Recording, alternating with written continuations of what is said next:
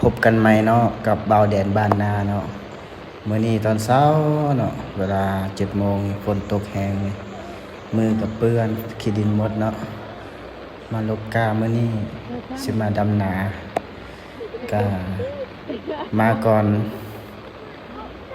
มาลกกาท่าเขาเจ้าเนาะก็เลยบ่ฮู้ว่าฝนสิมาเนาะฝนตกแฮงตอนนี้ยังบ่มีไผมาจากคนเนาะมีแต่พี่น้อง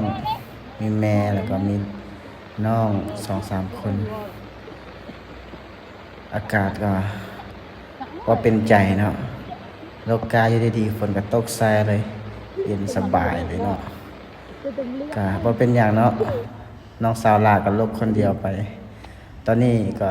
เริ่มมีคนมาหลายแล้วเนาะฝนก็เริ่มหยุดแล้วตอนนี้ฝนก็เศร้าแล้วมี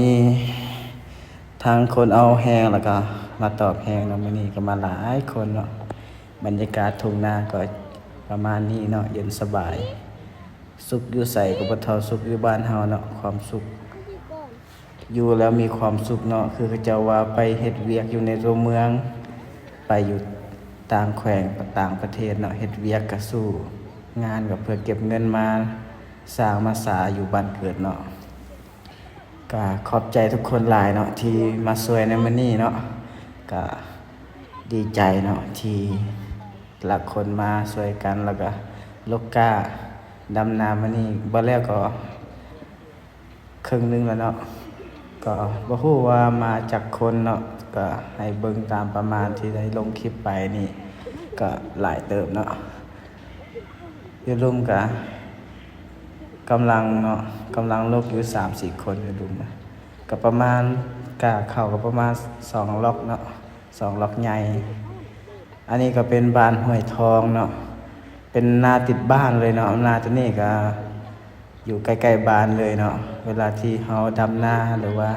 ปลูกข้าวนาก็สะดวกสบายนิดนึงเนาะกลับไปกินข้าวอยู่เฮือนอยู่บ้านเนาะเวลาเฮามาเฮ็ดเวียกเฮาก็พักผ่อนอยู่เฮือนแล้วก็คอยลงมาเฮ็ดเวียกเลิก 12 โมงก็ประมาณ2 โมงก็เข้าไปดำนาเนาะก็อย่าลืมเข้ามารับชมคลิปวิดีโอของเบาแดนบ้านนาเด้อถ้าผู้ใดรับชมแล้วอย่าลืมกดไลค์กดแชร์แล้วก็คอมเมนต์เนาะเพื่อเป็นกำลังใจ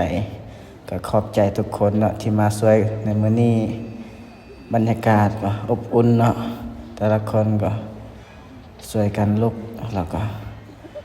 มีหลายคนเนาะ